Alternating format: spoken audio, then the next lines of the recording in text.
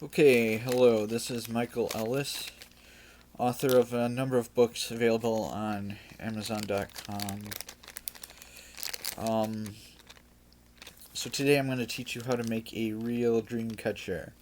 Not those traditional dream catchers, a real dream catcher that works electronically. Uh, if you are into science, which I know we all are, you will find that the spider mother is actually the great magnetic field that exists around our planet. You can take a look at the diagrams of the magnetic field around our planet, and it is in the shape of a spider. The large bulbous posterior facing the sun, and the smaller head-like shape on the back on the leeward side. I don't know, the side opposite the sun, and the trailing legs on the sides. So in order to capture the spider mother's energy as it flows over the surface of our planet, we will be using resistors, namely high ohmage resistors, as in 10 mega ohm resistors. Why resistors? Resistors, number one, have metallic legs to them. The electrodes, rather, not electrodes, leads. That's the word I'm looking for. Leads. And resistors, especially, are good for whatchamacallit, amplifying the orgone energy or the magnetic energy that runs through the wire in the radiant energy sense. When radiant energy is flowing through a circuit, when it reaches a resistor of a carbonite, which these are kind, it amplifies the resistor amplifies the energy. So these resistors are the carbonite kind, made of graphite and clay, or a conductive material and clay, and these are very, very powerful tools. So we will be creating a web of resistors on our hoop, metallic hoop, and resulting in something that kind of looks like this, of sorts. This was my earlier prototypes. So we're going to create them in a dream catcher, an actual dream catcher, as the ancestors had foreseen.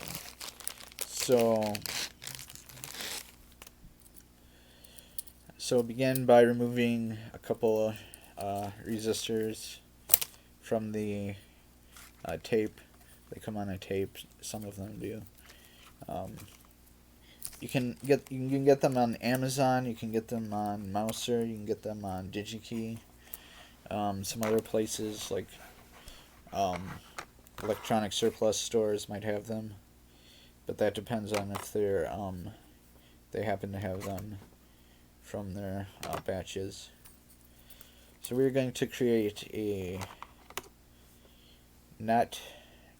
So we'll begin by crossing about halfway and doing a little twisting around to create the connection there. And then we will need another one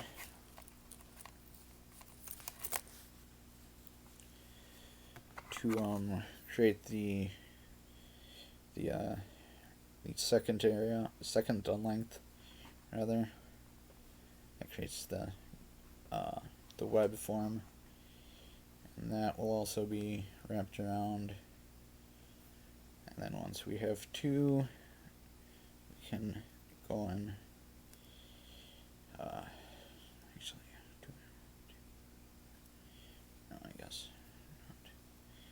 take two and twist them together. So we now have a Y-shaped. That's one gap right there.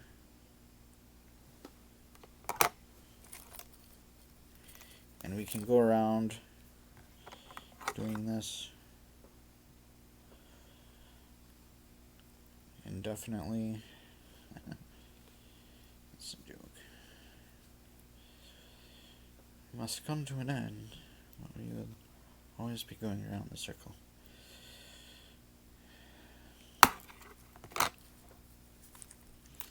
Just keep looping them and twisting them.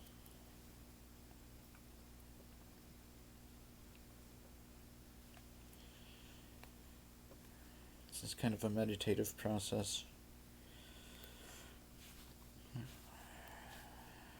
So I should hold up what I'm doing.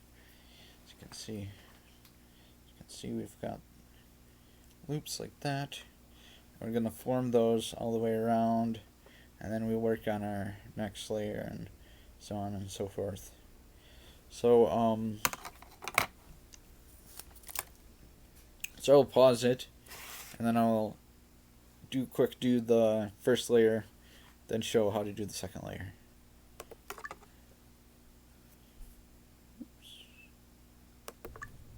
Okay, so I got the got the first round of connections made. So it's basically two, and then you connect the third, and it's like that. So we're gonna take the second and connect it between two of the twists on the end, like that. So it's gonna go like this, and then we just go on and twist down.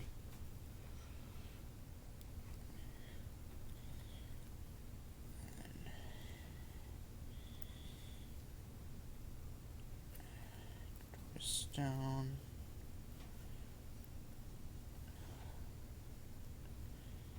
I think.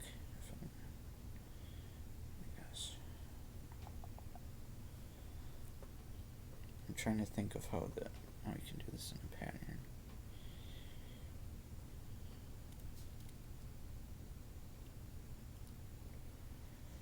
Hold on a second.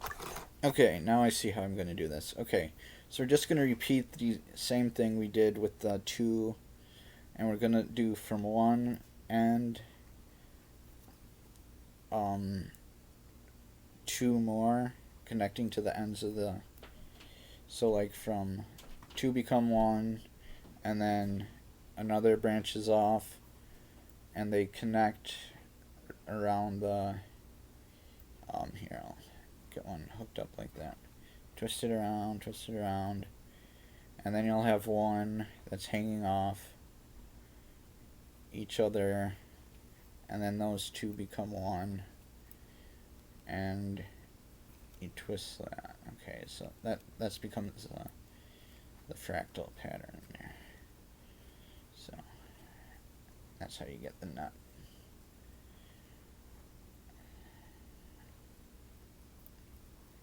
And that's how you establish the pattern there. So you have two become one, and then it becomes the base of another one going together to be one, etc. And then you do that all the way around, and then you keep branching inward. And this is a small one, so won't be a lot inward until you reach the middle. Those actually reach the middle just in two layers there. Actually, those branches are kind of small. And I'll see if I can do something to get these moved further up here so I can do more layers in. Yeah, I'll probably go up and twist these so they just butt off right at the base of those. So it's just the length of the resistor, and have the resistors tying off. I don't know how I'm gonna do that, but maybe just poking out or something. So something not as long, so they can so it can fit more resistors. Yeah, that's probably a good idea. Um, Here, I'll show you. Here, I'll just pause it for a second and do it, and then I'll come back. Okay, so I got those disconnected. So what I'm thinking is bend the these out like that, like bend it like that. Bend it like back in. Bend them like that. So they're sticking out like that. Then do the connections like that. So then they're just the length of the resistor towards the center, like such. It's a lot cleaner.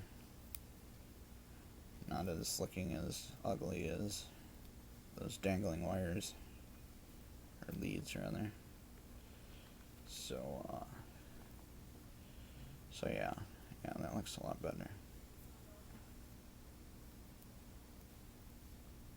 A lot more aesthetic.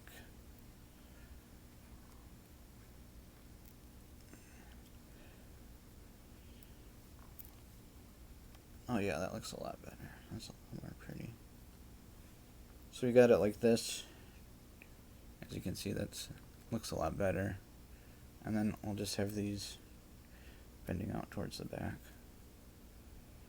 Bended backwards like that. And they'll just hang out there, whatever. They'll pick up, they'll like ionize or the air or whatever. We can get. It's okay. So I'm gonna stop recording, and I will see you in my next videos. Thanks for watching.